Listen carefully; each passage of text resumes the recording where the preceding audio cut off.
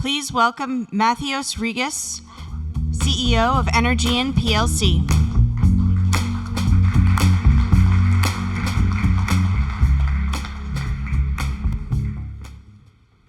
Kalimera, as we say in Greek, good morning. I think I can claim that I'm the only Greek CEO of any E&P company in the world. I hope. So I am very pleased that Halliburton chose Athens for this amazing event. And it's a great honor to have all of you in this beautiful city. It's a bit warmer than usual, but we had a very nice dinner with some of our good friends yesterday with the Acropolis in the background.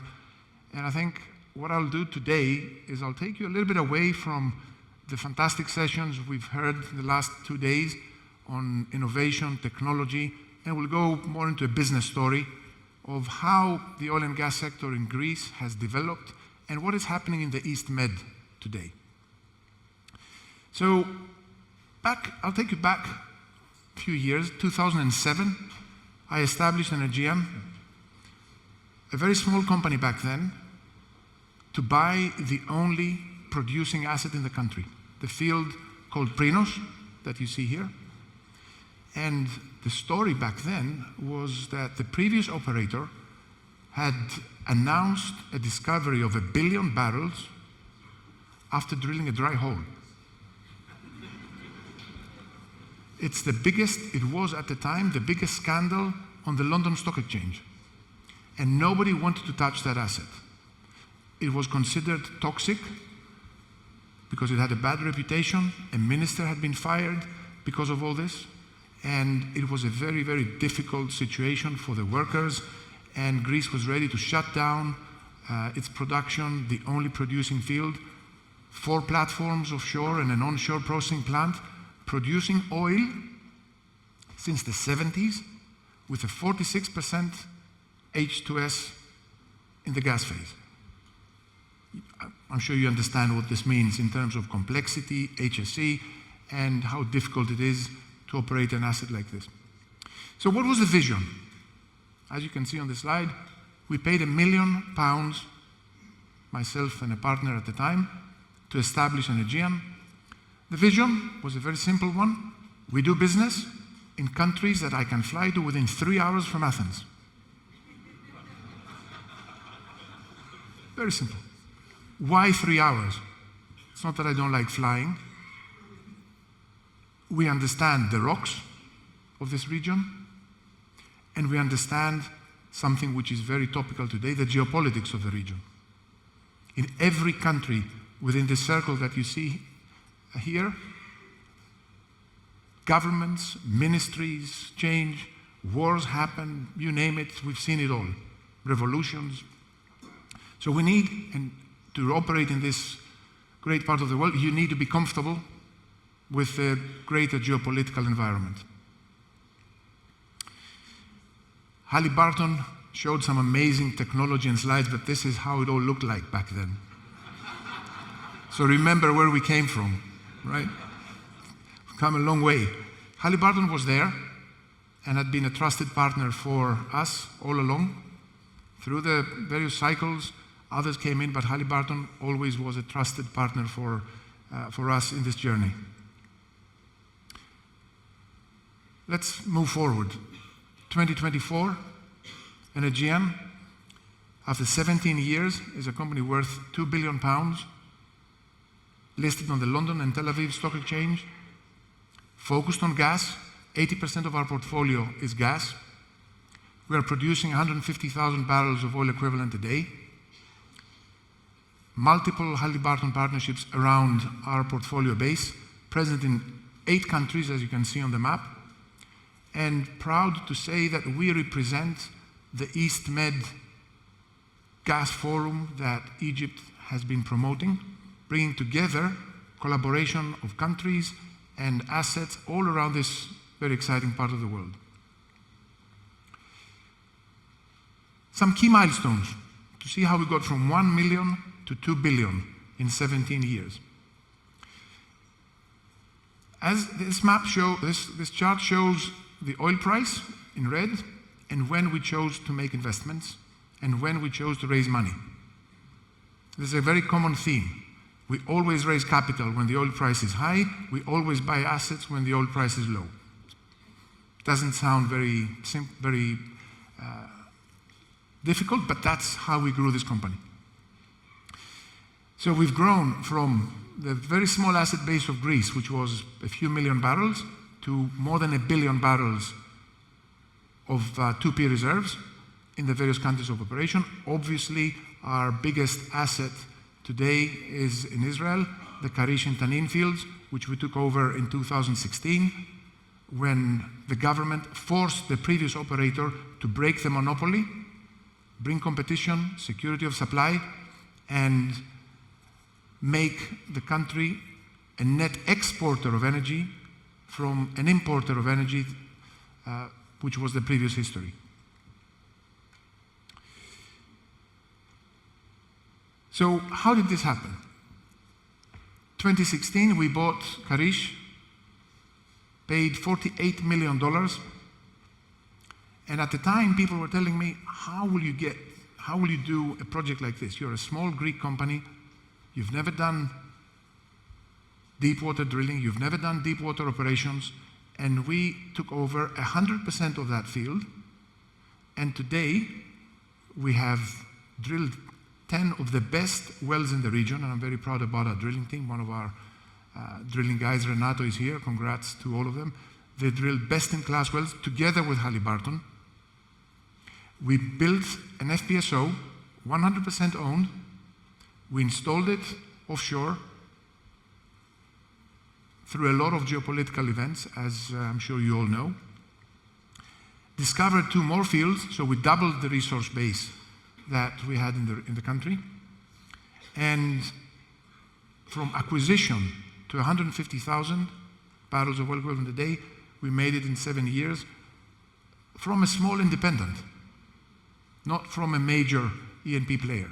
And I mention this because in our part of the world, there are discoveries, major discoveries of gas in Cyprus that have been made back in 2011 that remain undeveloped. We have a country in the European Union that is starving for gas today, where with gas resources, more than 10 TCF, that is still burning diesel as we speak to produce electricity. At the same time, and this is not, obviously our business is to produce oil and gas. We hate wars, we hate what is going on in the world and people dying. We are producing 50% of the gas consumption of a country. And in addition, we are producing 18,000 barrels of oil a day when people didn't even know that oil exists in that part of the world. And we don't even know today where the oil is coming from. So there's a lot more potential in that part of the world, in the East Med, to discover more hydrocarbon resources. Demand for gas is growing, and it's growing everywhere. It's growing in Israel, but it's also growing in the rest of the East Med. And there is a lot of discussion that is going on amongst politicians who claim that the East Med could be a major gas supplier to Europe. A pipeline of peace called the East Med Gas Pipeline will connect the East Med European countries. Nonsense.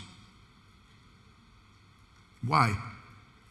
What you see on this chart is the supply-demand curve of the East Mediterranean. Israel, Egypt, Jordan. Just those 3 countries. 2030, the region does not have enough gas to supply its own needs. Egypt today, I was there last week, is growing, the population is growing at 2.5% a year. That's 2.5 million people every year are added to the population that need gas, that need energy, that need to be fed. And gas is not enough.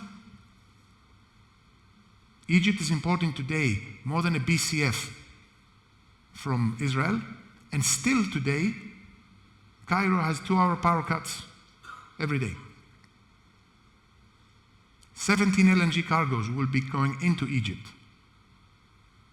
So the East Med has the potential, but with the existing discoveries and the existing developments, even if you add our billion-dollar project that's coming up, the Katlan project that we will be working on the next few years, and the next phase of Leviathan in Israel, it's not enough. So more exploration needs to happen. And when people ask me what governments can do, I say consistently, promote exploration, promote the development of hydrocarbon resources, especially when you go into the European countries like Greece, Italy, where we're present. The European politicians, driven by the green narrative, the Green Deal, they're putting obstacles instead of promoting this industry. So what I tell them is a very simple question. You will burn the hydrocarbons. So you have to decide what you want to do, produce them or import them. It's a very simple question.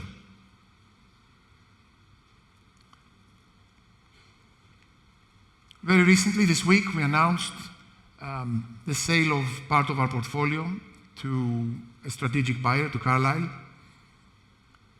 As you can see from the chart, we sold assets that we bought from Edison 3 times the price we bought them a few years back. And why this happened? Because back then, EDF, the big French utility, wanted to exit the E&P sector to please their shareholders that they're not part of the oil and gas sector any longer. So they sold to us. It's a fantastic strategic seller for environmental reasons. We bought the assets for $250 million. We sold them for $900 4 years later. So we have been consistent that this industry has an amazing future, provided that we are responsible operators and that we take care of not only our production and making money and increasing reserves, but also the environmental footprint that we have, and I'll come back to that. I want to touch on another country of operation that we recently entered, that's Morocco. We're drilling a well, again with Halliburton. They seem to be monopolizing us.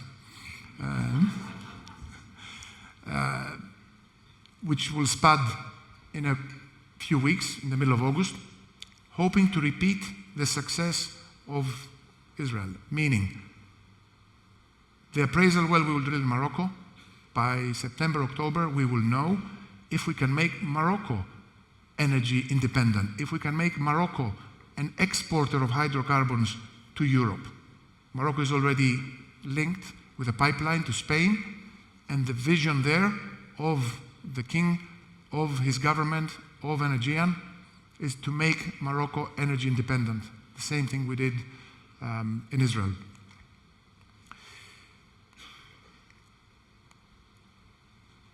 Coming back to this lovely country and moving a little bit outside gas, I think yesterday in the session that you had from Hellenic, the gentleman in charge of upstream talked a little bit about the carbon storage project in Greece.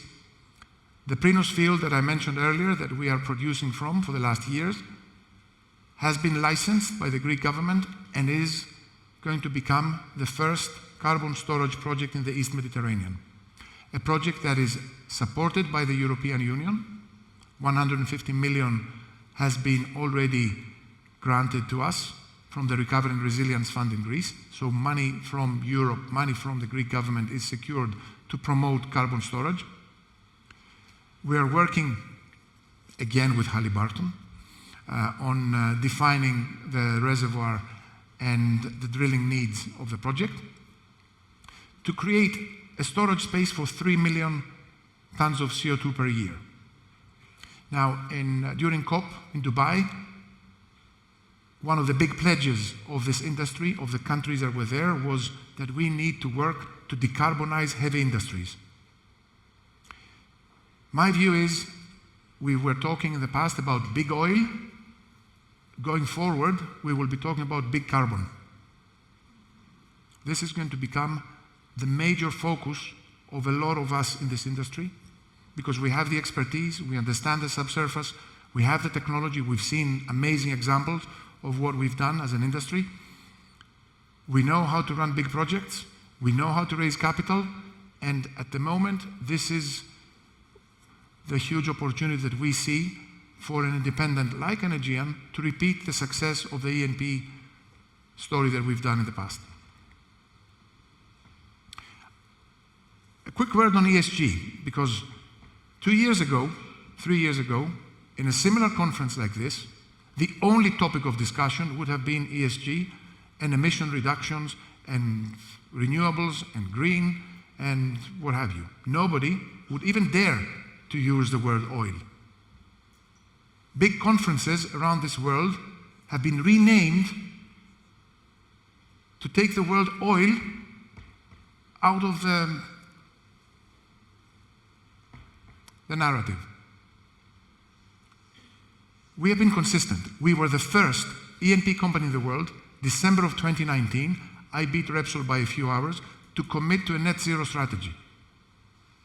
At the time, people were asking me, how are you going to get to net zero? You're an oil and gas company.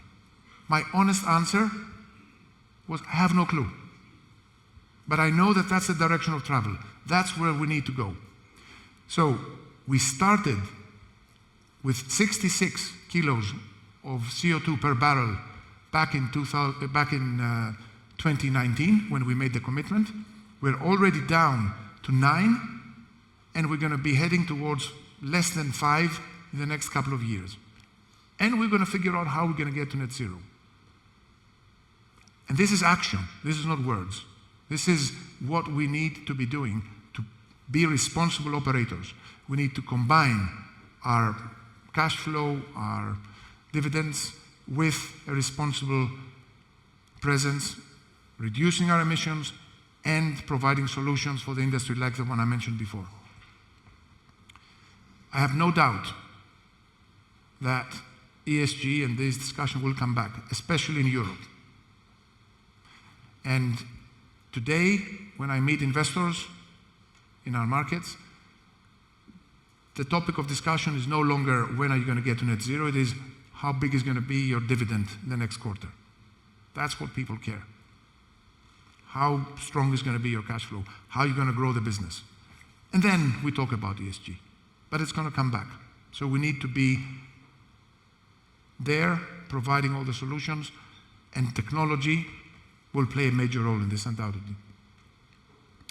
So I want to close with a few points that we all need to consider, leave you with some questions to think about and my views on them. Where is this industry going? I think I was very clear.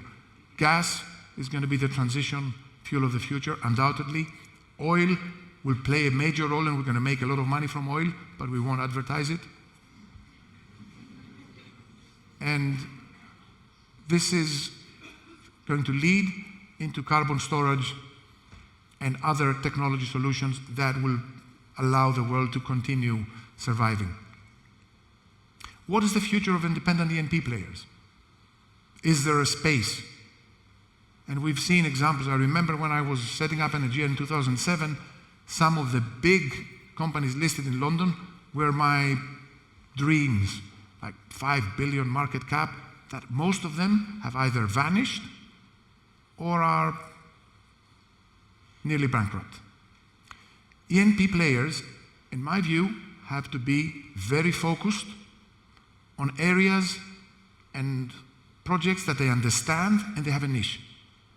We cannot spread ourselves out like the great companies that are present in this room that have much bigger balance sheets, much more people, and a much bigger reach. So we have to be focused. That's why we chose our part of the world, which we understand, as I said earlier, very well. And there you can find opportunities like the ones I mentioned before. 1 million acquisition of Prinos, 2 billion today. Very difficult to beat that in any investment, in any asset class in the world. Geopolitics play a major role. Every day we wake up to a different world. Today, I woke up, I opened the news, and I saw that Turkey is preparing for the Third World War and showing the reach of the missiles they have that can reach even Italy. It was in the news today. I've heard the story over and over again, but that's the world we live in, and we need to be prepared and able to navigate around these geopolitics. Innovation has to be part of our DNA. What we heard before, and it was very inspiring to hear what Aramco is doing in the digital world. I hope that we can follow and do the same. It's absolutely necessary to embrace these amazing technological changes to achieve our goals and bring money back to our shareholders. And last but not least, what we expect from Halliburton. Of course, best quality service, of course, fantastic prices, of course, your best people. Let's not forget that. Thank you, please. But most importantly, and I close with this, we need relationships of trust. What we need is not to worry about the contracts. What we need is relationships like the one we have today with Halliburton, where if there is a problem, we pick up the phone and solve the issue, regardless of the situation. Because this world is continuously changing. With that, I will close. I'll thank you very much. Thank you, Halliburton, for holding this event in Athens, and hope you all enjoy your weekend in Athens as well. Thank you.